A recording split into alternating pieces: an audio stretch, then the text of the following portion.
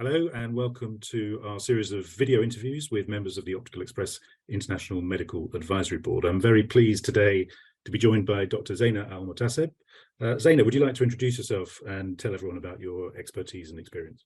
My name is Zaina Al-Mohtaseb, and I'm a cornea, cataract, and refractive specialist. I trained at Baylor for residency, did my fellowship at Bascom Palmer, and then joined the faculty at Baylor and was associate residency director. And I was really involved in academics and clinical research. And just recently, I made the move to Whitsitt Vision Group about a month ago, which is a private practice in Houston, and very excited to join the team. I'll be bringing cornea to the practice. It's a heavy cataract refractive practice, and I'm leading their clinical research division. So we'll be very involved in clinical research trials, which they already do in the practice, but sort of will be increasing that aspect. So very, very excited time and a transitional time in my career, actually. Now, you've recently as well joined the International Medical Advisory Board of Optical Express, and that met recently in Chicago. Tell us a bit about your early impressions of the IMAB and of that meeting. I was impressed. We always talk in medicine about outcomes-based practice is taking what we do, learning from it, looking at our outcomes, and then improving or changing. But to actually do it in practice and with such phenomenal numbers, it blew me away, to be quite honest. Just the amount of decision making that was based on the outcomes that are done in the Optical Express, I thought was amazing. The fact that you had all of these surgeons doing everything almost the same. I think that's the hardest part. You know, as physicians, as ophthalmologists, we all have our own opinions and there's an art to medicine, but to just actually look at, is this what's better for the patient? And then everybody else doing it, looking at it for 6 months outcome and changing if that's not the case. That's really hard to do that. I quite frankly don't know any practice that does it to that magnitude with this many numbers. So I was really impressed. How about the expertise around the table? Because there are ophthalmologists and optometrists from all sorts of backgrounds with different specialisms. How did you find that? Well, and that's the thing that was amazing about it. It wasn't that everybody's doing the same thing because this is how I train and one person trained everybody. It was actually, let's take the input from this American-based ophthalmologist or this UK-based optometrist. And so you had a varied academic and private practice experience. Julie Schallhorn was mentioning to me how amazing it is, but I really didn't understand until I went there. And then you look at the table, and it's really giants in ophthalmology that have changed practices that I've done things differently because of their publications. And you see someone, like I said, like the Schallhorns, who have really take this concept of clinical research to change what you do in your practice. And I think it's done really well. So I was really honored to be picked to be with this amazing group of ophthalmologists and optometrists. And was there anything in particular in the meeting that struck you or stood out and you'll remember for some time to come? Was there anything of that nature? And number one is the numbers. I mean, when we look at, you look at this long-term outcomes in publications of, a large case series, and it's like 30 patients or 40 patients. But we're talking about thousands and thousands of patients over years and years. I think just the quality of the research really was the number one thing. But the other thing was just the variety of topics that were discussed. It wasn't just, okay, which IOL, with all these new technologies now, we have so many presbyopia correcting IOLs. So obviously that's number one question. Which presbyopia IOL do we choose for patients? Can you really just say this is the best one? And then also the second thing was, so you had that. So you definitely had the discussions about which IOLs, but then the other aspect is, what procedure do you do? Are we doing, based on the age, based on the refractive status? Do we look at refractive surgery, LASIK, or potentially SMILE in the future? Or do we do an IOL-based surgery, or is medications and drops the way to go for presbyopia? So I thought, looking at also what type of procedure when. So, you had these bigger questions, and then you had the smaller questions of, do we not use post-op drops anymore and just use intracameral antibiotics? So, you have those small details of what to do that are logistical to the really big picture art of medicine. What should we do for this patient if they're standing right in front of you, but based on numbers, on data, not just because I feel this is what's right. Thinking ahead, do you see the IMAB continuing that deep dive into data, that understanding of the enormous cohort of patients that you just described? Or are there other things that the IMAB should focus on alongside that? There's a responsibility that the Optical Express has because of just the setup, the infrastructure. So, you can have a practice that's large and have a ton of patients, but you don't have this infrastructure where the way the EMR is set up, you can export data to be able to look at the outcomes. Because, if it's all written on paper, there's, or in a way that it's not really structured to be able to extract that data, it's not as helpful. So I think the fact that they've done such a great job of setting up the infrastructure for the data, I think that should always be their number one focus is, looking at whenever new technologies come out, or, if there's a clinical question that we're trying to answer, if it can improve the patient care, to really proceed in that way. Hey, let's make this change. Let's look at that outcome. So, I think that's a really important goal, and not a lot of practices are set up to be able to do that at this magnitude. Thinking about the data and the subject matter that you've seen and talked about so far at the IMAB, what application does that have for you in your own practice? Are there things that you want to take away, think about, build on from what you've heard so far?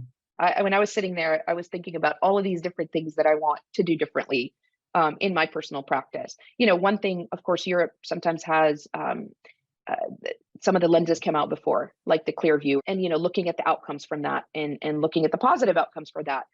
Thinking about, for example, the ZK Boo lens, how the outcomes from that lens are still really excellent. Talking about you yourself, you've had an outstandingly successful career so far, but I'm sure, like most of us, you've encountered challenges in your professional practice along the way. I wonder if you have any advice for the generation that's following you as to how to handle the challenges that you think they're likely to face.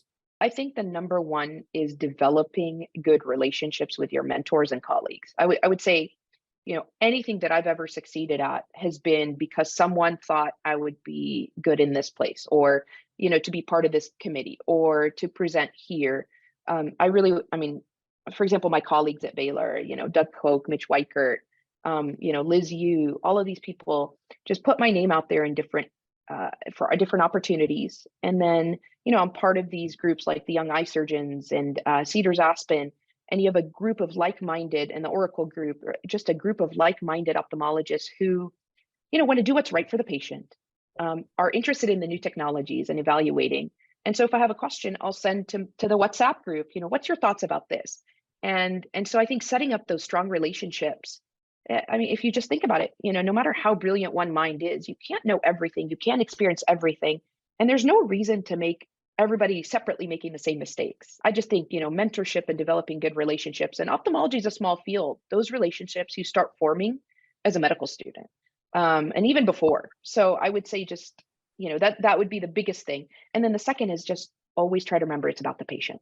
It's not about anything else but what's better for the patient. Now, you may have just addressed this point in what you've just said to me, but what do you find most rewarding in your professional practice? What is it that motivates you the most?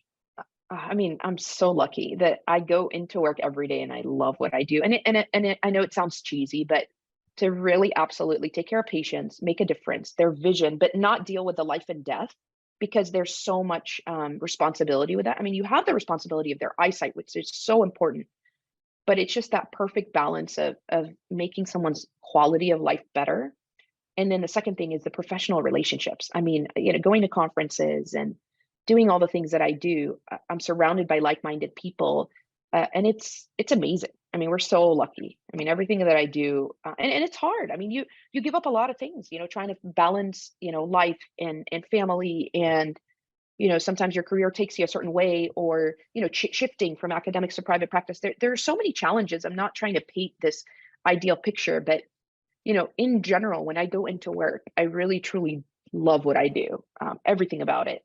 And I think that's what kind of carries you through the difficult parts, and the difficult things that come along with just working in general. What about your own ambitions and plans for the future? What are those? Right now, I'm, sort of the next 5-year plan. I'm so excited and honored to have joined, Witsit Vision Group. Jeff and Jesse, who are the partners there, and sort of the rest of the group too, have an amazing practice. It's just such an amazing cataract refractive practice. They look at their outcomes, and and they do clinical trials. And so my goal is to sort of infused the cornea aspect, doing specifically cross-linking and treating keratoconus, and then Fuchs dystrophy, now with lamellar transplantation, and hopefully in the future endothelial cell transplantation.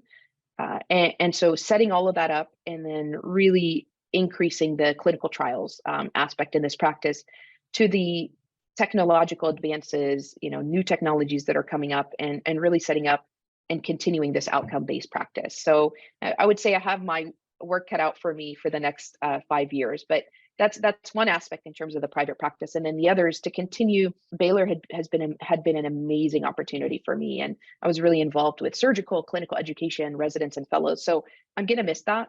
But I think continuing my work with Ascaris and being the chair at the Young Eye Surgeons and trying to do education sort of on a national scale in a different way. It won't be the same as staffing someone doing their cataract surgery, but hopefully I'll be able to impact people in a different way, and just to continue giving back, because I've gotten so much from people like that.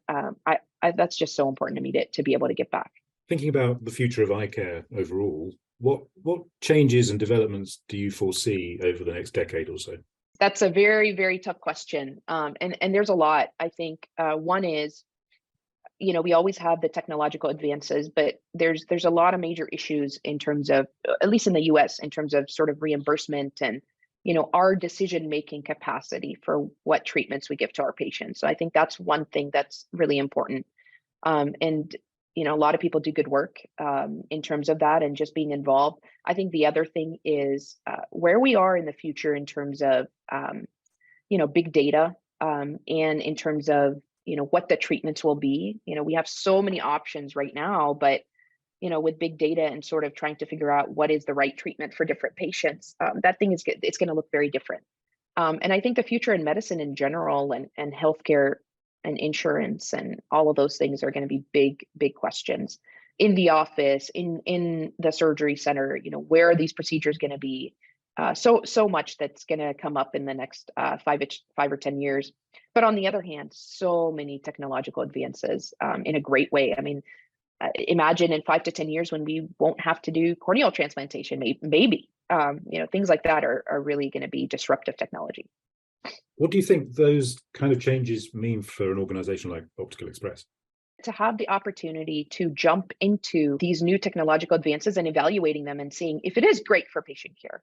The minds that were, in Optical Express and just, sitting in that table and listening to always wanting to do, sort of what's right, what's best for the patient, and being able to, the infrastructure is there to say, we're going to change this for everybody, all these patients. So to be a part of something that can really shift into a change and not set in its ways. I think that's the other thing. I don't know if I hit on it, but what I found amazing is how easy it was to implement changes in such a large organization with so many surgeons and optometrists and the setup. The infrastructure to make a change is actually not very difficult, because you have these advisors and you have this group that makes a decision, and then everybody is open to it. The type of people that are there are open to trying new things and trying new technology. So I thought that was pretty amazing. So I think they would be at the forefront of a lot of these technological advances.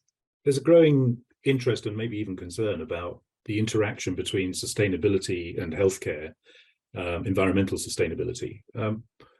Thinking as an ophthalmologist, what do you think that relationship between sustainability and ophthalmology is at the moment? Where do you think it needs to get to? I know Optical Express is also, this is, one of those things that they're really, really interested in making a difference. And I think having that responsibility and being involved in it is really another thing that sets it apart from other practices, in my viewpoint. Thinking about students embarking on a career or education in optometry or ophthalmology, what would be your advice to those young people?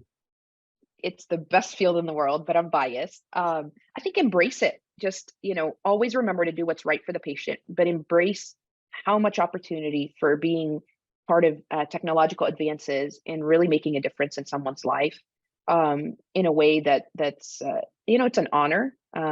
It's a responsibility, and we're just so lucky to have that. And I think to always remember that when the days get tough or when there's difficulties or when things happen, just remember, how honored we are and how lucky we are to be in that field. Dr. Zaina Al-Mohtaseb, thank you very much for talking to us today.